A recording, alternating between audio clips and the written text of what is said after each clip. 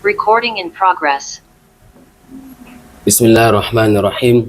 Assalamualaikum warahmatullahi wabarakatuh.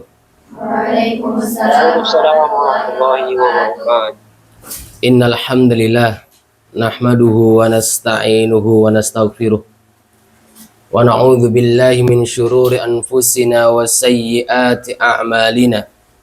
Man yahdihillahu fala mudhillalah wa man yudlil fala hadiyalah. Asyhadu an la ilaha illallah wahdahu la syarikalah wa asyhadu anna Muhammadan abduhu wa rasuluh, amma ba'd.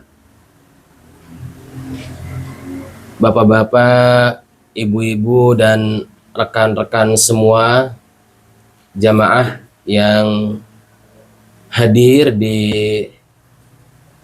kajian Fuqaha online melalui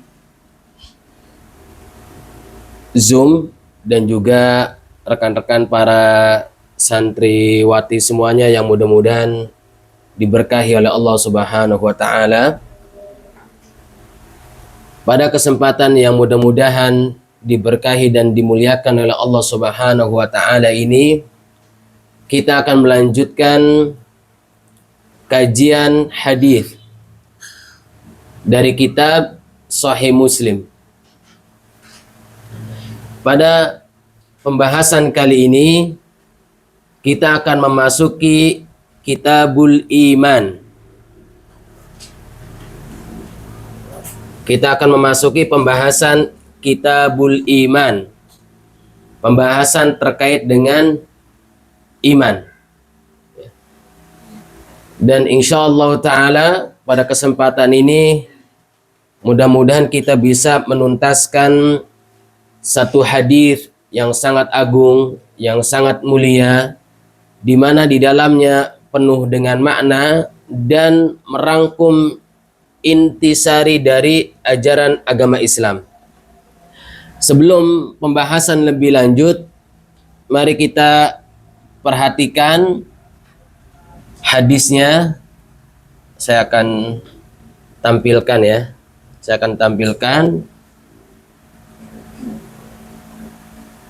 Baik, apakah sudah terlihat? Terlihat Ustaz. Terlihat ya. Saya akan bacakan secara perlahan. Silahkan teman-teman yang ada di Zoom untuk bisa memperhatikan.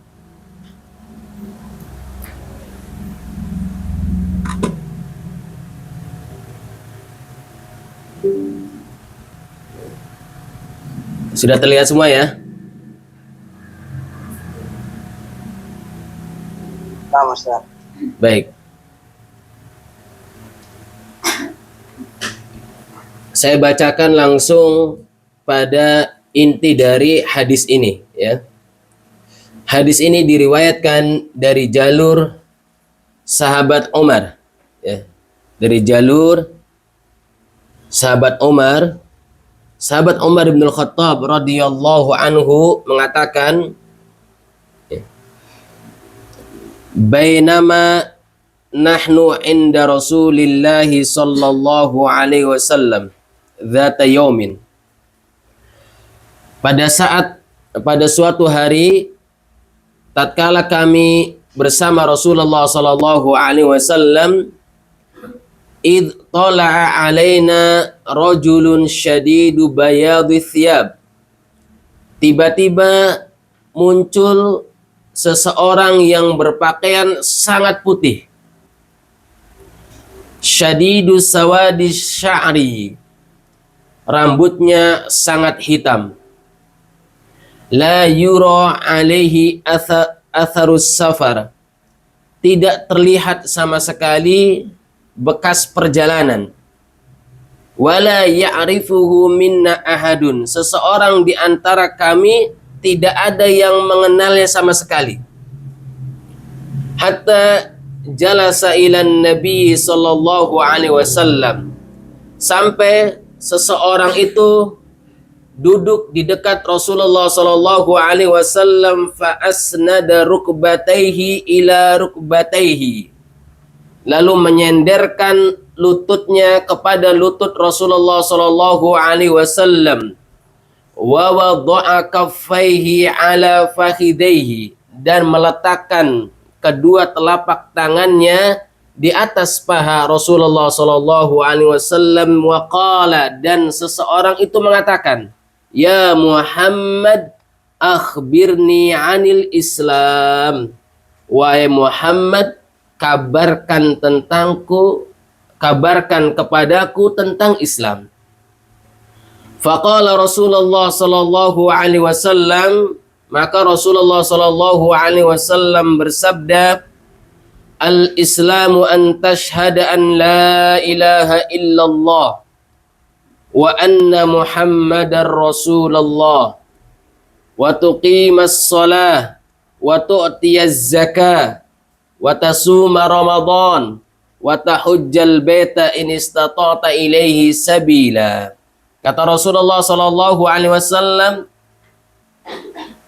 bahwa Islam itu engkau bersaksi bahwa tidak ada Tuhan yang berhak diibadahi melainkan Allah, dan bahwa Muhammad adalah utusan Allah. Engkau mendirikan sholat, engkau menunaikan zakat, engkau berpuasa Ramadan, dan engkau melaksanakan ibadah haji jika kamu mampu melaksanakannya. Qala, lalu orang tersebut mengatakan, sodakta, engkau benar. Qala, sahabat Umar mengatakan, fa'ajibna lahu yas'aluhu wa yusaddiquhu. Kami terheran-heran. Orang itu bertanya, kemudian dia membenarkan jawabannya. Qala, lalu orang tersebut mengatakan, fa'akhbirni anil iman. Kabarkan kepadaku tentang iman. Qala, lalu Rasulullah bersabda, antu'mina billah. Yang namanya iman, engkau mengimani Allah, wa malaikatihi, dan malaikat-malaikatnya, wa kutubihi, dan kitab-kitabnya, wa rusulihi, dan rasul-rasulnya, wal yaumil akhir, dan mengimani hari akhir, wa tu'mina bil qadari khairihi wa syarrihi, dan engkau mengimani takdirnya baik maupun buruknya. Qala sadaqta, lalu orang itu mengatakan, engkau benar. Qala, lalu dia mengatakan lagi, fa'akhbirni anil ihsan. Kabarkan kepadaku apa itu yang namanya ihsan. Qala, lalu Rasulullah sallallahu alaihi wasallam bersabda, anta'budallaha ka'annaka tarahu. Yang namanya ihsan, engkau beribadah kepada Allah seakan-akan kamu betul-betul melihatnya. Fa in lam takun tarahu fa innahu yarak. Jika kamu memang tidak melihatnya, maka sesungguhnya dia melihatmu. Qala, lalu orang itu berkata, fa akhbirni anis sa'ah. Kabarkan kepadaku kapan terjadinya hari kiamat. Qala, lalu Rasulullah sallallahu alaihi wasallam bersabda, mal mas'ulu anha bi'a'lama minas sa'il. Orang yang ditanya tidak lebih tahu daripada orang yang bertanya. Artinya orang yang ditanya maupun orang yang bertanya sama-sama tidak mengetahui. Qala fa akhbirni an amaratiha. Lalu orang itu mengatakan, kabarkan kepadaku tentang tanda-tanda kiamat. Qala, lalu Rasulullah sallallahu alaihi wasallam bersabda, antalidal amatu rabbataha. Tanda-tanda hari kiamat, seorang budak melahirkan tuannya. wa antaral hufatal uratal alata ri'a asya'i yatatawaluna fil bunyan, dan engkau akan melihat seseorang yang fakir miskin dan tidak beralas kaki mengembala domba, mereka kemudian berlomba-lomba membuat bangunan. Qala, lalu mengatakan thumma intalaqa, ya, kemudian orang itu pergi. Kata Umar, kemudian orang itu pergi. Falabithu maliyan, lalu Umar mengatakan, dan saya diam sejenak. Thumma qala li, lalu Rasulullah sallallahu alaihi wasallam bersabda kepadaku, ya Umar, atadri manis sa'il? Wahai Umar, apakah engkau mengetahui siapakah tadi gerangan orang yang bertanya itu? Qultu, sahabat Umar mengatakan, Allahu wa rasuluhu a'lam. Allah dan Rasulnya lebih mengetahui. Qala, Rasulullah bersabda, fa innahu Jibrilu atakum yu'allimukum dinakum. Sesungguhnya ya, tadi adalah malaikat Jibril datang kepada kalian mengajarkan tentang urusan agama kalian. Nah, ini hadis yang akan kita bahas pada kesempatan ini. Jadi hadis ini terkenal dengan istilah hadis Jibril, ya, karena Jibril datang kepada Rasulullah Shallallahu Alaihi Wasallam dengan ya, sebagai layaknya manusia, datang dengan ya selayaknya manusia, bukan malaikat. Baik, kita akan jelaskan ya detail dari hadis yang mulia ini. Mudah-mudahan kita semua diberikan anugerah pemahaman oleh Allah Subhanahu wa taala. Kemudian dari pemahaman tersebut mudah-mudahan Allah memberikan kepada kita taufik dan kita bisa menjadikan sabda-sabda Rasulullah Shallallahu Alaihi Wasallam sebagai pedoman hidup kita agar kita selamat dunia dan akhirat. Baik rekan-rekan, bapak-bapak, ibu-ibu, dan para santri semua yang mudah-mudahan dimuliakan dan dirahmati oleh Allah Subhanahu wa taala. Ya. Mari kita bahas secara detail hadis ini. Ya.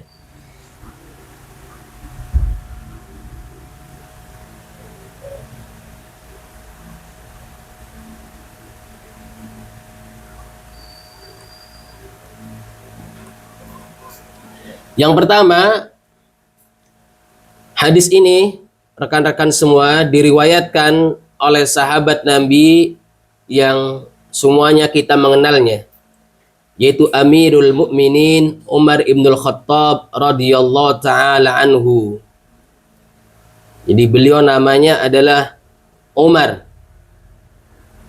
kunyahnya Abu Hafs, panggilannya setelah menjadi khalifah Amirul Mukminin, julukannya Al-Faruq. Kunyah Umar, kunyah itu biasanya dipanggil dengan sebutan Abu atau Ummu, lalu ada anaknya, ya, Abu Hafs. Tapi bukan berarti ada salah satu anaknya Umar namanya Hafs.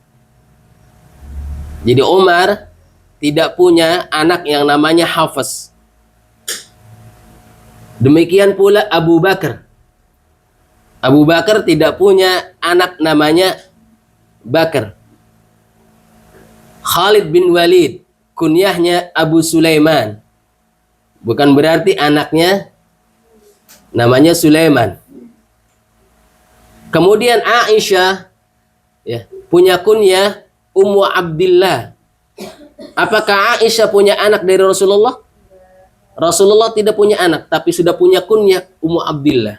Abdullah itu bukan anak beliau, tetapi keponakannya, anak saudarinya. Ya, bisa jadi kunyah ini memang sudah lama. Ya, sebelum jadi sudah lama dipanggil sehingga orang terus-menerus memanggil dengan kunyahnya.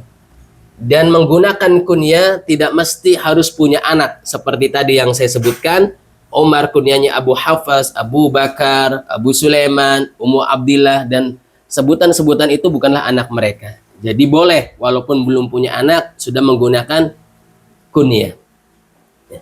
Kemudian sahabat Umar ketika menjadi khalifah itu panggilannya dipanggil Amirul Mukminin. Seperti halnya khalifah sebelumnya ya, itu sahabat Abu Bakar dipanggilnya Khalifatu Rasulillah. Kemudian kenapa sahabat Umar mendapat julukan Al-Faruq? Karena sahabat Umar ada usulan-usulan yang kemudian turun setelah itu Allah Subhanahu wa taala membenarkan usulan-usulan Umar. Maka sahabat Umar dijuluki dengan Al-Faruq, sosok yang bisa membedakan mana yang hak, mana yang batil. Sahabat Umar ini mati syahid pada akhir Dzulhijjah tahun 23. Dan beliau masuk ke dalam Islam aslama fi sana as-sadisah minan nubuwah. Jadi sahabat Umar masuk Islam pada tahun ke-6 dari kenabian. Walahu sab'un wa ishruna sana. Pada saat itu umur beliau 27 tahun. Dan banyak sahabat Nabi meriwayatkan hadis dari sahabat Umar. Ada sahabat Ali, Ibnu Mas'ud, Ibnu Abbas, Abu Hurairah, dan beberapa para sahabat yang memang meriwayatkan dari sahabat Umar. Nah, sahabat Umar ini, rekan-rekan semua, memiliki keutamaan yang sangat dahsyat. Tentu sebagaimana yang diketahui dan itu merupakan keyakinan di dalam akidah Ahlussunnah wal Jamaah bahwa sahabat Umar itu merupakan salah satu dari 10 sahabat Nabi yang sudah dipastikan masuk surga. Jadi sahabat Umar merupakan salah satu dari 10 sahabat Nabi yang dijanjikan sudah masuk surga. Artinya cukup dengan satu saja ini sudah selesai. Karena sudah dipastikan masuk surga. Dan yang mengabarkan adalah As-Shadiqul Masduq, yaitu Rasulullah SAW. Dan Rasulullah tidaklah berkata melainkan dari wahyu Allah Subhanahu wa taala. Tentu selain sahabat Umar sudah dipastikan masuk surga, banyak hadis-hadis sahih yang menjelaskan tentang keutamaan Umar. Di antaranya yang tadi saya sebutkan itu hadisnya diriwayatkan oleh Imam At-Tirmidzi dari jalur sahabat Abdurrahman bin Auf bahwasanya Rasulullah Shallallahu alaihi wasallam bersabda, Abu Bakrin fil jannah wa Umar fil jannah wa Uthman fil jannah wa Ali fil jannah wa Talha fil jannah wa Zubair fil jannah wa Abdurrahman bin Auf fil jannah wa Sa'd fil jannah wa Sa'id fil jannah wa Abu Ubaidah ibnul Jarrah fil jannah. Jadi Rasulullah langsung menyebutkan satu persatu sahabat yang masuk surga. Di antaranya adalah sahabat Umar. Sebagaimana hadis yang saya bacakan tadi, riwayat Imam At-Tirmidzi. Kemudian keutamaan yang lainnya, hadis yang diriwayatkan oleh Imam Al-Bukhari dari jalur Anas bin Malik. Anas bin Malik mengatakan anna Nabiy sallallahu alaihi wasallam sa'ida Uhudan. Suatu hari Nabi itu naik ke Gunung Uhud dan bersama beliau wa Abu Bakrin wa Umar wa Uthman. Bersama Rasulullah yang naik Gunung Uhud itu ada sahabat Abu Bakar, ada Umar dan ada Uthman radhiyallahu anhum. Farajafa bihim. Gunung Uhud langsung berguncang, bergetar. Faqala, lalu Rasulullah sallallahu alaihi wasallam bersabda, uthbut Uhud fa inna ma'alaika nabiyyun wa siddiqun wa syahidan. Tenang Uhud, karena di atasmu adalah seorang nabi dan seorang siddiq dan 2 orang mati syahid. Jadi ini sudah dikabarkan tentang syahidnya sahabat Umar. Jadi, dan itu terbukti. Meninggalnya sahabat Umar dibunuh pada saat beliau mengimami sholat. Dan sudah jauh-jauh hari disabdakan oleh Rasulullah SAW bahwa sahabat Umar adalah seorang yang syahid. Karena Rasulullah bersabda, diam wahai Uhud, tenang wahai Uhud, karena di atasmu seorang nabi, seorang siddiq, yaitu Abu Bakar, dan syahidan, dua orang yang mati syahid, sahabat Uthman dan sahabat Umar. Kemudian keutamaan yang lain, ya, bahwa sahabat Umar itu sudah dibangunkan istana yang sangat megah di surga. Hal ini berdasarkan hadis yang diriwayatkan oleh Imam Muslim dan yang lainnya dari jalur Jabir, bahwasanya Rasulullah SAW bersabda, dakhaltul jannah fara'aitu fiha daron aw qasran. Suatu hari saya masuk surga dan diperlihatkan kepadaku satu istana yang sangat megah. Fakultu liman hadza. Lalu saya bertanya, ini istana megah ini punya siapa? Faqalu li Umar bin Al-Khattab. Lalu orang-orang mengatakan, ini milik Umar bin Al-Khattab. Fa'aradtu an adkhula fadzakartu ghairatak. Fabaka Umar wa qala ay Rasulullah a'alaika yughar. Jadi Rasulullah SAW ya, hendak masuk ke dalam rumah itu tapi sungkan. Ya, kemudian Umar, ya Rasulullah, masa saya cemburu kepadamu? Jadi hadis ini menunjukkan bahwa sahabat Umar itu sudah dibangunkan istana di surga. Jadi kalau kita belum pasti masuk surga, belum ada kepastian, sementara sahabat Umar sudah dipastikan masuk surga, artinya sangat-sangat tidak layak sekali kalau ada di antara kita mencacati kemuliaan sahabat Umar. Ya, kemudian keutamaan yang unik, ya, di antaranya diriwayatkan oleh Imam Muslim yang lainnya, bahwasanya Rasulullah SAW bersabda, "Walladzi nafsi biyadihi ma laqiyaka syaitanu qattun salikan fajjan illa salaka fajjan ghairu fajjik." Wahai Umar, ya, demi jiwaku yang berada di tangannya, tidaklah engkau, ya, bertemu dengan syaitan, dan syaitan itu menempuh suatu jalan, lalu kamu menempuh jalan, dia akan mengambil jalannya yang lain, jalan yang bukan ditempuh oleh Umar. Jadi setan itu nggak berani lewat di jalan yang akan dilewati Umar. Setan itu takut ketemu Umar. Beda dengan kita, ya, ketemu suara dikit sudah takut, padahal hanya suara bambu, padahal hanya suara air, hanya suara galon dan lain sebagainya. Tapi setan ini takut bertemu dengan sahabat Umar, sampai-sampai setan itu tidak akan, ya, melewati suatu jalan yang akan dilewati oleh sahabat Umar. Ya. Kemudian banyak keutamaan-keutamaan hadis yang lain tentang sahabat Umar. Ini bisa dilihat di dalam kitab Sahih Muslim, ada bab secara khusus, dan juga di dalam Sahih Al-Bukhari juga sama ada, dan juga kitab-kitab hadis yang lainnya. Ini memberikan makna kepada kita bahwa hendaknya kita memuliakan seluruh sahabat Nabi. Wabil khusus mereka yang memiliki keutamaan secara spesial, seperti sahabat Umar ibn Al-Khattab radhiyallahu taala anhu.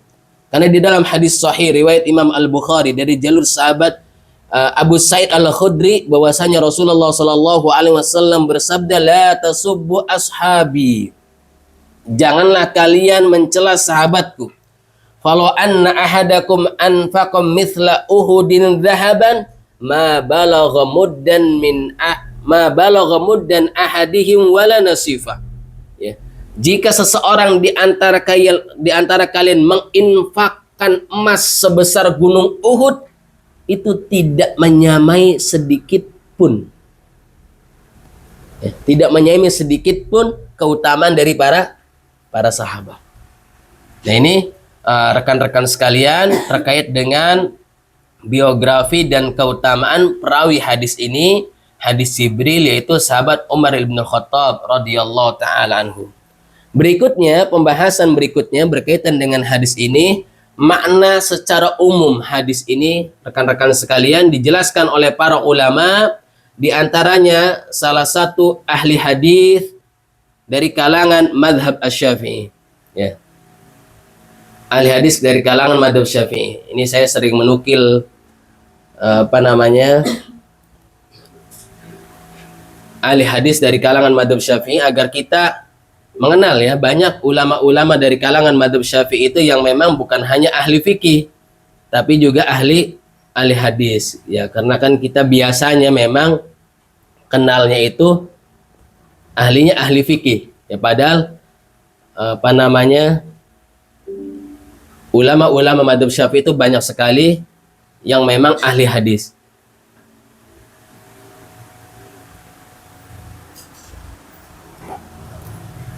Ya.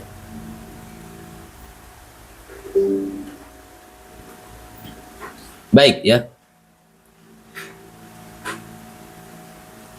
Siapa ahli hadis yang dimaksud? Ya. Siapa ahli hadis yang dimaksud? Yaitu Imam Ibnu Daqiq Al-Ain. Imam Ibnu Daqiq Al-Ain. Beliau salah satu ulama ahli hadis dari kalangan mazhab Syafi'i. Beliau menjelaskan tentang hadis yang sedang kita pelajari. Hadza haditsun 'azimun qad ishtamala ala jami'i wadha'ifil a'mal adh-dhahirati wal batinah. Hadis ini merupakan hadis yang sangat agung karena telah meliputi seluruh amal perbuatan baik lahir maupun batin. Wa ulumus syari'ati kulluha raji'atun ilaih, dan seluruh ilmu Islam itu merujuk kepada hadis ini. Ya, bahkan beliau mengatakan ya, bahwa hadis ini seperti ummus sunnah, induknya sunnah, induknya hadis. Sebagaimana Al-Fatihah disebut dengan ummul kitab, induknya Al-Quran. Maka kalau kita mau bertanya, induknya hadis, satu hadis itu apa? Ya hadis ini. Jadi kalau kita menguasai hadis ini, seakan-akan kita itu sudah menguasai intisari dari ajaran Islam. Nah, penjelasan Imam Ibnu Daqiq Al-Ain juga dijelaskan oleh Imam Al-Qurtubi, bahwa beliau mengatakan sebagaimana di dalam kitab Fathul Bari, ya, dinukil, hadal haditsu yaslu an yuqala lahu ummus sunnah. Hadis ini sangat layak diberi sebutan dengan ummus sunnah, induknya sunnah. Lima tadammanahu min jumali ilmi sunnah. Ya, karena di dalamnya mencakup ilmu-ilmu tentang hadis yang utama. Kenapa? Hadis ini membahas tentang pondasi agama Islam. Membahas tentang rukun Islam.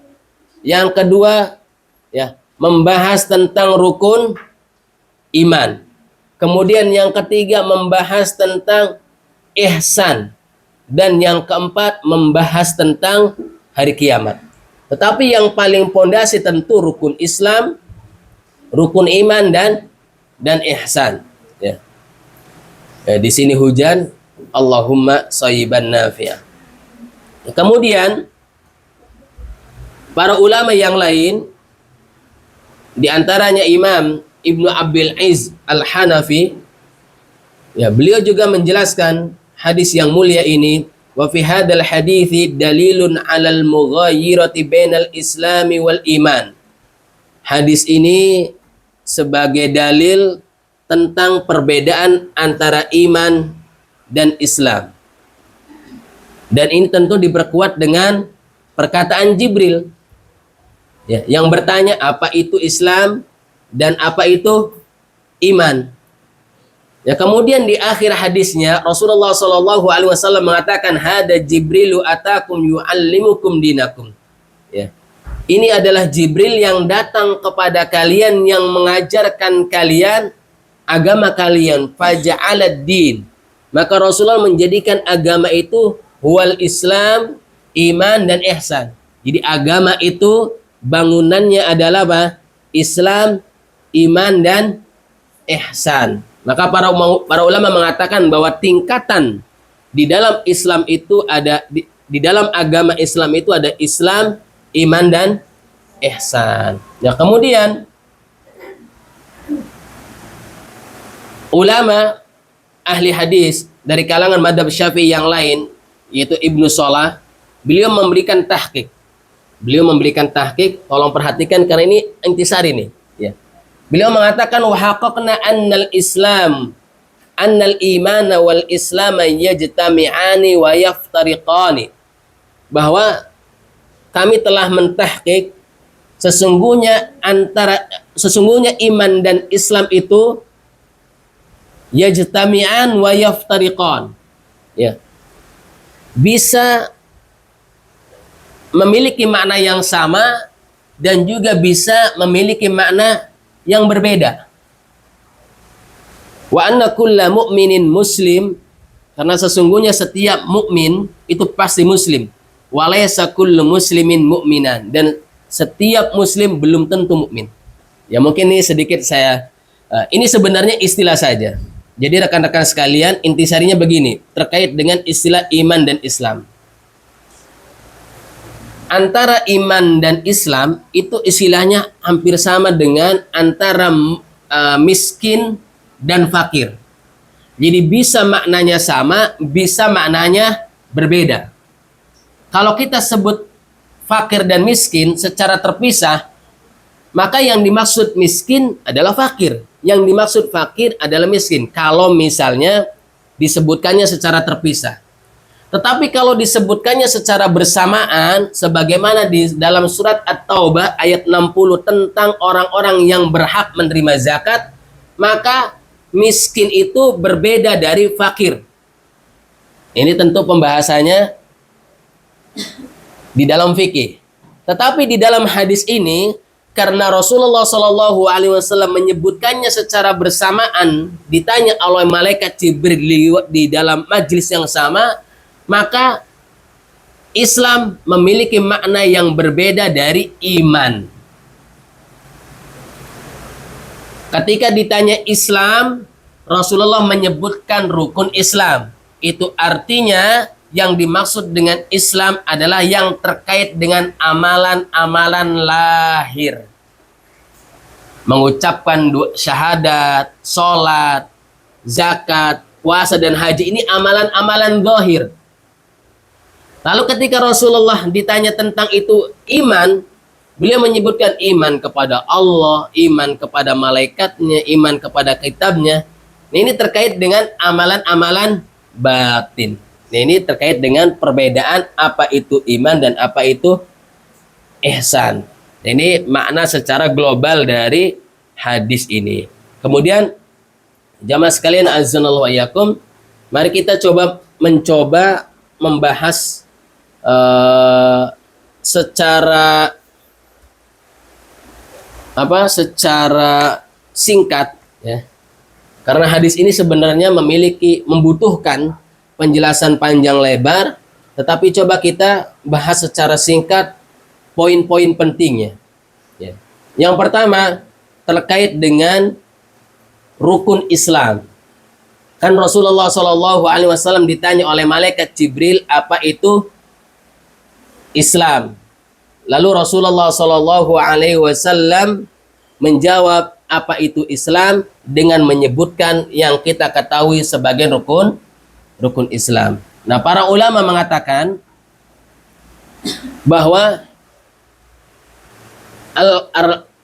al-arkanul khamsa, 5 rukun Islam itu hiya usulul a'mal fi dinil Islam, merupakan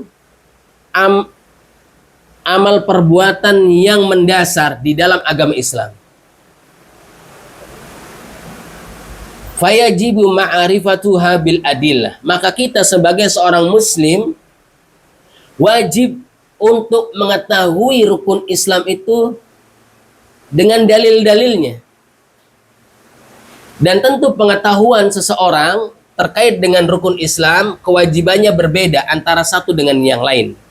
Ringkasnya bahwa setiap yang diwajibkan kepada kita secara personal, maka kita wajib mengilmuinya secara personal dan tidak bisa diwakilkan kepada orang lain. Contoh, ya, sholat 5 waktu itu wajib setiap orang. Betul? Maka mengilmui tentang sholat 5 waktu wajib setiap orang. Ketika sholat tidak sah kecuali suci dari hadas, maka ilmu tentang suci dari hadas juga hukumnya wajib setiap orang. Ketika syahadat menjadi keabsahan keislaman seseorang, maka ilmu tentang syahadat itu wajib setiap orang, tidak bisa diwakilkan kepada yang lain. Demikian pula puasa Ramadan. Ketika puasa Ramadan wajib setiap orang, maka mengilmui tentang puasa Ramadan itu wajib setiap orang dan tidak bisa diwakilkan kepada yang lain. Tentu terkait dengan zakat diwajibkan ketika orang itu sudah memiliki harta-harta tertentu yang sudah ditetapkan.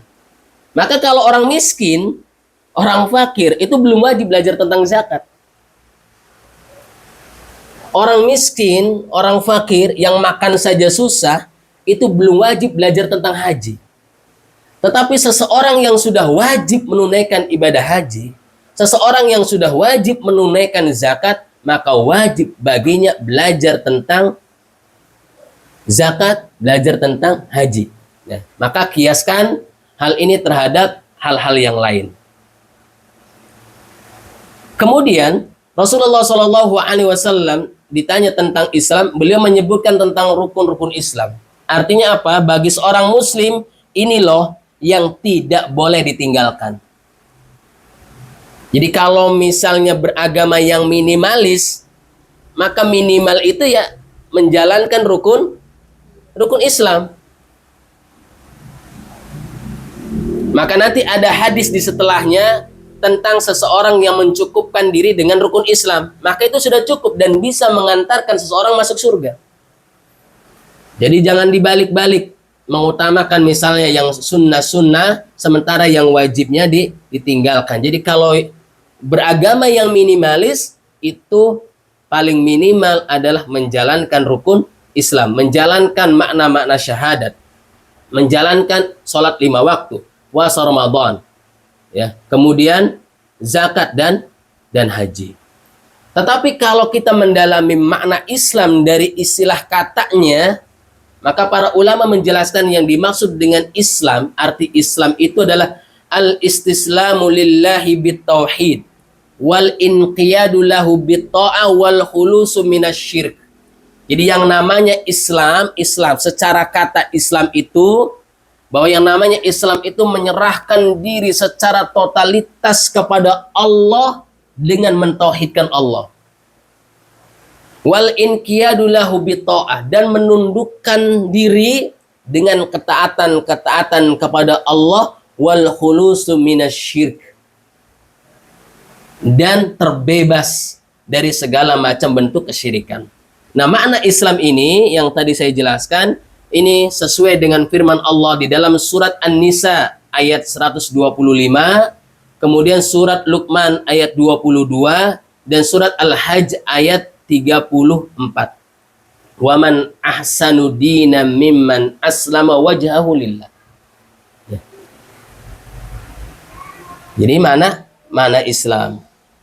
Jadi inti Islam itu adalah penyerahan diri secara totalitas hanya kepada Allah, dengan mentauhidkan Allah, tunduk patuh kepada Allah, dan terbebas dari kesyirikan. Nah, dari rukun-rukun Islam ini, tentu pada kesempatan ini saya batasi misalnya ingin menekankan terkait dengan makna dari syahadat saja. Karena nanti pembahasan sholat dan seterusnya insya Allah ada gitu ya. Jadi syahadat asyhadu an la ilaha illallah wa anna muhammadar rasulullah, kenapa dijadikan sebagai satu rukun? Padahal di situ ada dua persaksian. Ada persaksian bahwa tidak ada Tuhan yang berhak diibadahi selain Allah, dan persaksian bahwasanya Muhammad adalah utusan Allah. Karena amal seseorang, ibadah seseorang itu tidak akan sah kecuali dibangun di atas dua syahadat ini. Syahadat yang pertama, la ilaha illallah, ini berkonsekuensi terhadap keikhlasan seseorang di dalam beribadah. Ibadah seseorang itu harus ikhlas hanya kepada Allah Subhanahu wa Ta'ala, dan itu merupakan makna la ilaha illallah. Kemudian syahadat bahwasanya Muhammad adalah utusan Allah, ini berkonsekuensi mengikuti Rasulullah Shallallahu Alaihi Wasallam di dalam beribadah. Maka ibadah seseorang yang tidak mengikuti Rasulullah Shallallahu Alaihi Wasallam itu tidak akan diterima. Maka para ulama mengatakan kullu amalin yataqarrabu bihi ilallahi la yuqbal illa bihadaini syartain. Ya. Amal ibadah seseorang itu tidak akan diterima kecuali terpenuhi dengan dua hal ini. Al-ikhlasu lillah, ikhlas karena Allah, wal mutaba'atu li Rasulillah, dan mengikuti Rasulullah sallallahu alaihi wasallam. Dan itu adalah makna dari syahadat. La ilaha illallah wa anna Muhammadar Rasulullah. Kemudian, ya, poin yang kedua di dalam hadis yang mulia ini adalah terkait dengan iman. Di mana Rasulullah Shallallahu Alaihi Wasallam bersabda tatkala ditanya oleh malaikat Jibril, apa itu iman? Beliau mengatakan bahwasanya yang namanya iman itu antu'mina billah, engkau mengimani Allah, wa malaikatihi, mengimani malaikat-malaikatnya, wa kutubihi, mengimani kitab-kitabnya, wa rasulihi, mengimani rasul-rasulnya, wal yaumil akhir, mengimani hari akhir, wa tu'mina bil qadari khairihi wa syarrih, dan engkau mengimani terhadap takdir Allah baik dan buruknya. Di dalam hadis ini sebenarnya poin utamanya adalah ditekankan pada mengimani takdir Allah. Bahwasanya takdir Allah itu baik dan buruknya itu sudah ditetapkan oleh Allah Subhanahu wa Ta'ala. Karena ternyata muncul suatu kaum yang menolak tentang takdir Allah Subhanahu wa Ta'ala. Berkaitan dengan pembahasan tentang iman yang tadi dijelaskan oleh Rasulullah Sallallahu Alaihi Wasallam, ada intisari yang harus kita pahami betul-betul, apa itu iman. Apa itu iman? Para ulama mengatakan, diantaranya disebutkan di dalam kitab A'lamus Sunnah Al-Mansyurah, bahwa yang namanya iman itu al-imanu qaulun wa amal. Yang namanya iman itu perkataan dan perbuatan. Qaulul qalbi wal lisan, perkataan hati dan perkataan lisan. Wa amalul qalbi wal lisani wal jawari, dan amalan hati, amalan lisan, dan amalan anggota badan. Wa yazid bi ta'ah wa yanqus bil maksiyah. Yang namanya iman itu bisa bertambah dengan melakukan ketaatan-ketaatan dan bisa berkurang dengan melakukan kemaksiatan-kemaksiatan. Wa yatafadalu ahluhu fi, dan orang-orangnya yang beriman itu keutamaannya, fadilahnya berbeda-beda tingkatannya, tidak sama semua. Jadi rekan-rekan sekalian, ini sebenarnya sudah ada kesepakatan di dalam akidah Ahlus Sunnah wal Jamaah bahwa yang namanya iman itu adalah perkataan dan perbuatan. Kenapa demikian? Fir'aun misalnya, hatinya meyakini tapi tidak mau mengucapkan, tapi tidak bisa dikatakan beriman. Ya. Demikian pula orang-orang Quraisy, itu secara hatinya membenarkan tetapi tidak mau mengucapkan, maka tidak bisa dikatakan iman. Kenapa? Kalau hatinya saja tapi lisannya tidak mau mengucapkan, anggota badannya tidak mau membuktikan secara prakteknya, maka tidak disebut dengan iman. Demikian pula orang-orang munafik. Orang-orang munafik, dia berperang bersama Rasulullah, dia sholat bersama Rasulullah, hanya fisiknya, hanya lisannya saja. Tetapi di dalam hatinya menyimpan kekufuran. Kapan orang-orang munafik itu ada dalam sejarah Islam? Orang-orang munafik muncul di dalam Islam itu bukan pada periode Mekah. Karena di periode Mekah Islam masih susah. Islam masih lemah.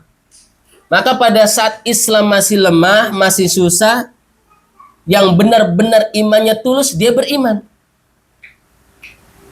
Tetapi pada saat sudah pindah ke Madinah, lalu kaum muslimin mendapatkan kemenangan pada perang Badar, nah mulai itu penduduk Madinah kaget.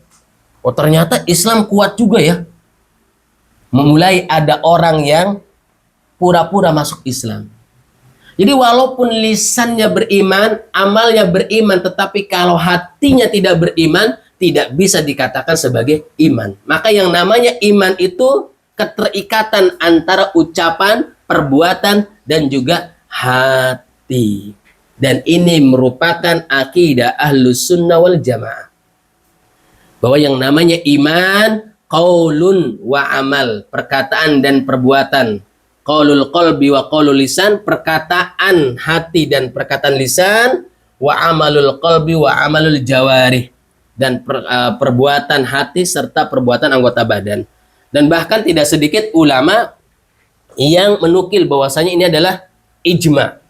Ya, banyak sekali ulama-ulama yang menuliskan tentang dalil-dalil tentang hal ini, tetapi ada satu dalil, ya, ada satu dalil yang mencakup terhadap seluruh dalil-dalil tentang iman, bahwasanya iman itu keterkaitan satu paket antara apa? Perkataan, perbuatan, dan hati.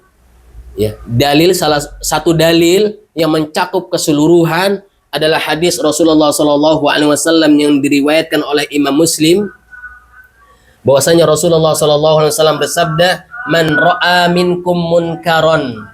Barang siapa di antara kalian melihat suatu kemungkaran, falyughayyirhu biyadi, maka rubahlah dengan tangannya. Fa illam yastati fa bilisani, kalau tidak mampu, rubahlah dengan lisannya. Faman lam yastati fa biqalbi, kalau tidak mampu juga, maka dengan hatinya. Wa dzalika adhaful iman, dan itu selemah-lemahnya iman. Di akhir hadisnya Rasulullah SAW menyebutkan kata iman, yaitu tatkala ada kaitan dengan merubah kemungkaran dengan apa? Anggota badan, dengan lisan dan hati. Ini menunjukkan bahwa iman itu keterkaitan antara lisan, amal perbuatan, dan hati. Maka tidak bisa seseorang hanya mengklaim yang penting kan hatinya Ustadz. Yang penting hatinya Ustadz. Kalau hatinya bersih, itu akan dibuktikan terhadap apa? Perkataan dan perbuatan. Kalau hatinya ada ketundukan kepada Allah dan Rasulnya, maka akan dibuktikan kepada apa? Perkataan dan perbuatan. Jadi tidak bisa mengandalkan yang penting hatinya. Karena apa?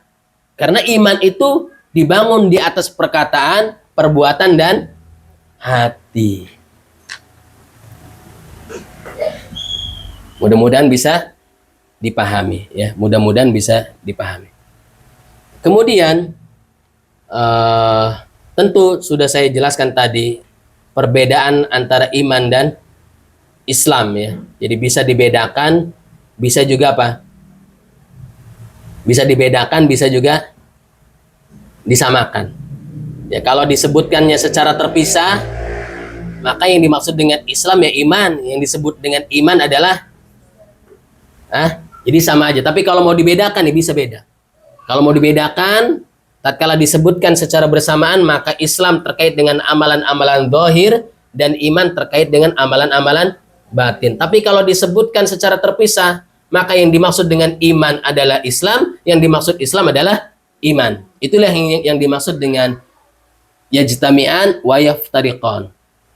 Ya, sesuatu yang kalau bertemu maknanya beda, kalau berpisah maknanya sama. Istilahnya ida ijtama'a iftaraqa. Wa ida iftaraqa ijtama'a. Jika berkumpul artinya beda. Kalau berpisah artinya sama. Nah, kemudian setelah ditanya tentang iman, Rasulullah Shallallahu Alaihi Wasallam ditanya tentang ihsan. Anta abudallaha ka'annaka tarahu fa in lam takun tarahu fa innahu yarah.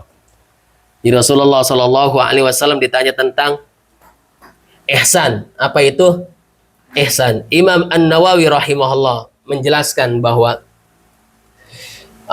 maksud dari perkataan Rasulullah Shallallahu Alaihi Wasallam, sabda Rasulullah Shallallahu Alaihi Wasallam adalah al-hathu 'alal ikhlas fil ibadah.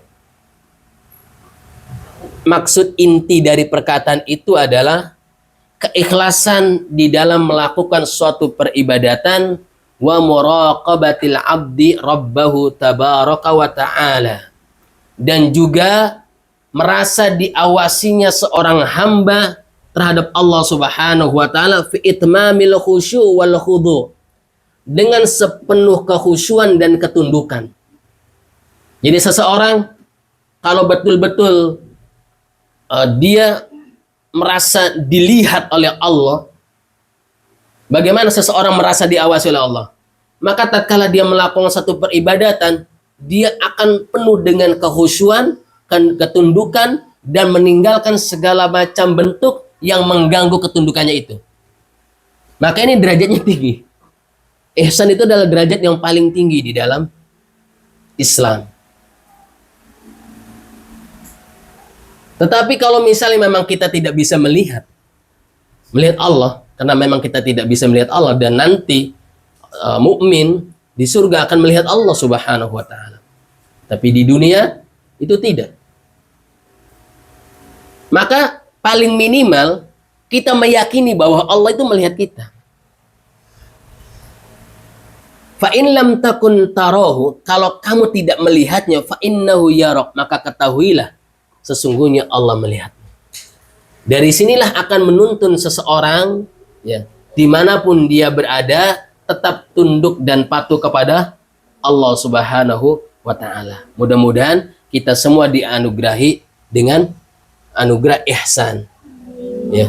Kemudian yang terakhir dalam hadis ini, Rasulullah Shallallahu Alaihi Wasallam ditanya tentang hari kiamat, lalu Rasulullah menjawab, mal mas'ulu anha bi'a'lama minasail.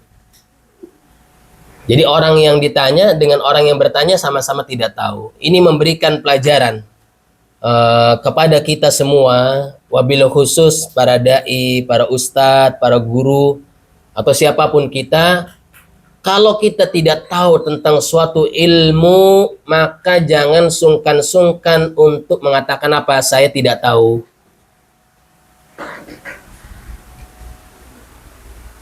Rasulullah Shallallahu Alaihi Wasallam saja ketika ditanya kapan terjadinya hari kiamat dan beliau tidak tahu, beliau menjawab, mal mas'ulu anha bi'a'lama minas sa'il.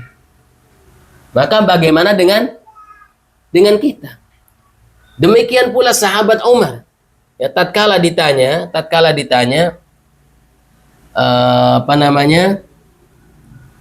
tahukah siapa tadi? Ya. Umar mengatakan, Allah wa rasuluhu a'lam. Allah dan Rasulnya yang lebih tahu. Jadi ini adalah adab di dalam Islam. Kalau kita tidak mengetahui, maka jangan berani kita mengatakan, terlebih hal itu adalah masalah agama. Wala taqfu ma laysa laka bihi ilmun. Jangan mengatakan sesuatu yang kita tidak punya ilmu tentangnya. Dan jangan malu untuk mengatakan saya tidak tahu. Dan nanti ini jadi PR saya. Kemudian itu tidak tercela sama sekali. Terlebih Rasulullah Shallallahu Alaihi Wasallam sudah mencontohkan. Kemudian juga ini membantah ya klaim sebagian tuh di Indonesia nih unik ya. di Indonesia ini sangat unik. Apa namanya? Uniknya kenapa?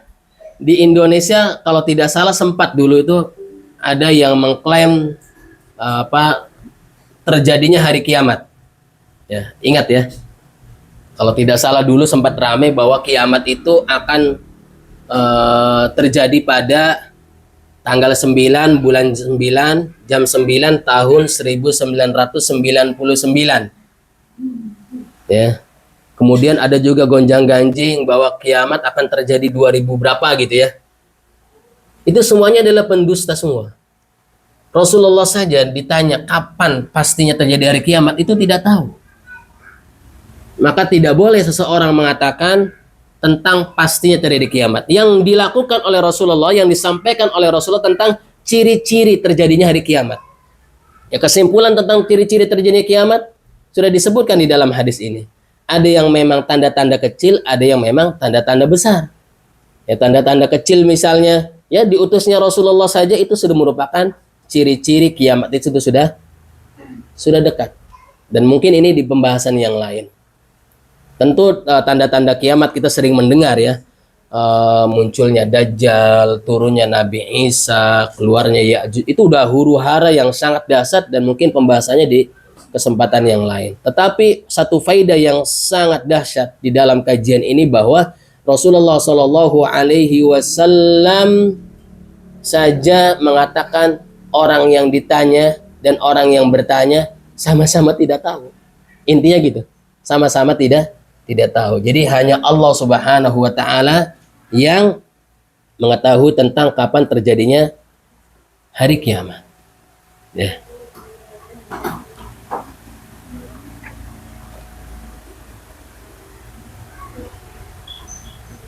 Baik, ternyata waktu yang tersisa 3 menit lagi sudah diumumkan ya teman-teman semua oleh admin.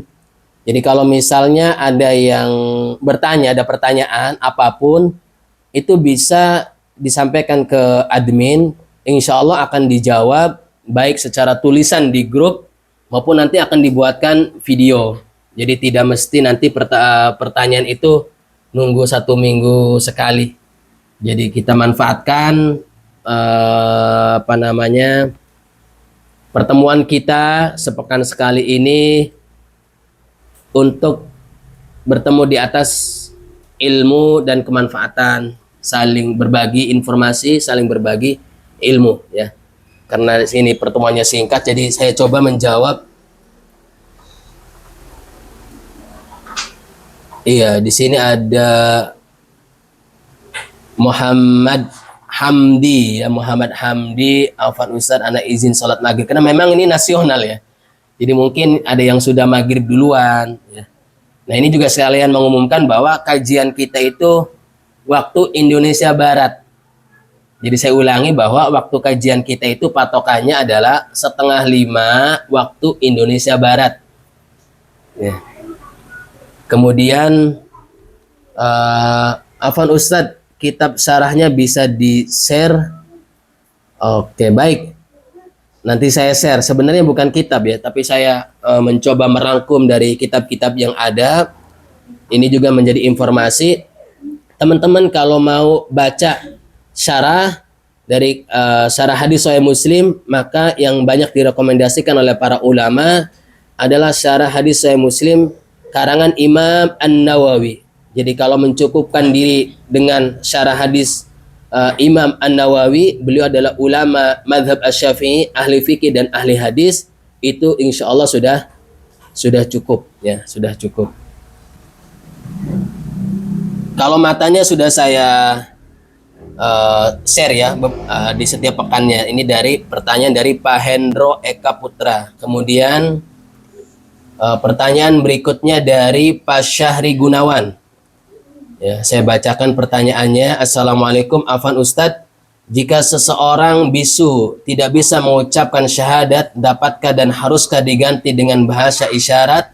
Isyarat saja ketika dia pertama kali mengucapkannya. Haruskah syahadat tetap diucapkan atau dengan sejenisnya atau boleh digumamkan saja? saat kita membimbing syahadatnya. Syukran Ustaz. Baik, para ulama menjelaskan bahwa hukum asalnya yang namanya syahadat itu ikrar. Yang namanya pengikraran masuk Islam itu berarti harus diucapkan dengan lisan. Dan ini dibuktikan oleh para sahabat yang masuk Islam. Beliau datang kepada Rasulullah SAW dan mengucapkan asyhadu an la ilaha illallah wa asyhadu anna Muhammadur Rasulullah. Maka seseorang yang masuk Islam ya, hendaknya mengikrarkan, dan ikrar itu ya, disyaratkan dengan apa? Pelafalan secara lisan. Hanya saja ya, ada orang yang uzur. Ya, uzur ini benar-benar uzur. Apa misalnya orang yang bisu enggak mengucapkan, maka orang uzur ini bisu tidak mengucapkan, maka tidak harus melakukan pelafalan. Ya. Kemudian faidah yang lain saya tambahkan, misalnya seseorang yang lahir dari keluarga muslim, bapaknya muslim, ibunya muslim, dia tumbuh di lingkungan Islam, maka ketika sudah balik ini tidak perlu mengucapkan 2 kalimat syahadat. Karena apa? Karena Rasulullah SAW bersabda, kullu mauludin yuladu alal fitrah. Setiap anak itu dilahirkan dalam keadaan fitrah. Di dalam riwayat yang lain, hadisnya Bukhari Muslim, ala hadhil milah, di atas agama ini. Maka hukum asalnya setiap bayi yang terlahir itu adalah seorang muslim. Kemudian setiap bayi yang lahir ya dari orang tua yang kufur, itu ada lanjutannya, fa abawahu yuhawidanihi au yunassiranihi au yumajisani. Maka kedua orang tuanya lah yang merubahnya menjadi seorang Yahudi, Nasrani, dan Majusi. Artinya apa? Seorang yang lahir dari keluarga yang non muslim ya, orang tuanya berperan menjadikan dia akhirnya apa? Melakukan kekufuran, maka pada saat dia sudah balik, dia melakukan kekufuran dan ingin masuk Islam, maka dia harus mengucapkan 2 kalimat syahadat kalau ingin masuk Islam. Ya. Tadi juga sama, Ustadz Nur Hadi Al-Indonesi sama ya. Beliau ada di Lumajang, Jawa Timur. Salat maghrib dulu, dipersilahkan. Nanti insya Allah rekaman ini saya akan share baik di YouTube maupun nanti rekaman Zoom-nya juga akan di-share ya, akan di-share. Pertanyaan yang terakhir dari Pak Heri ya, Pak Heri.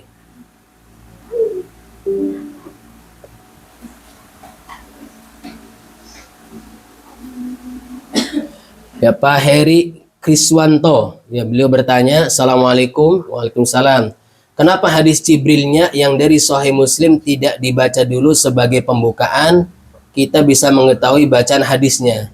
Baik, tadi saya sudah bacakan ya, Pak Heri dan teman-teman yang lain.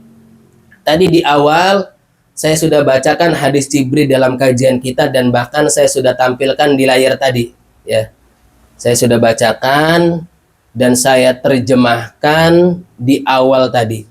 Kalau misalnya tadi Pak Heri terlewat, ya, mungkin bisa searching tentang hadis Jibril, atau nanti akan dibantu oleh admin untuk di-share ulang hadis Jibril beserta terjemahannya. Ya.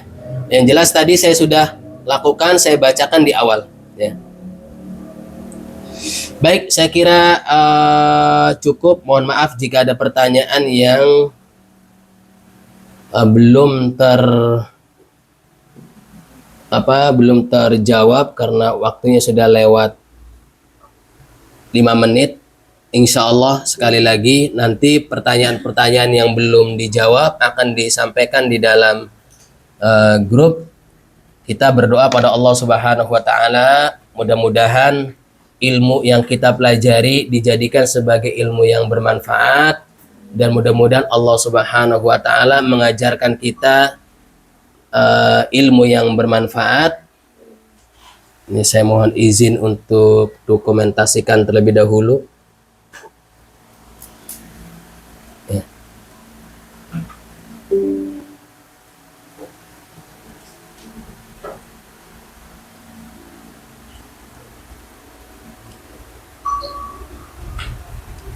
Baik, terima kasih teman-teman semua. Sekali lagi mudah-mudahan kita semua diberkahi oleh Allah Subhanahu wa taala, dimudahkan segala urusannya, dilapangkan rezekinya dan kita diwafatkan dalam keadaan husnul khatimah.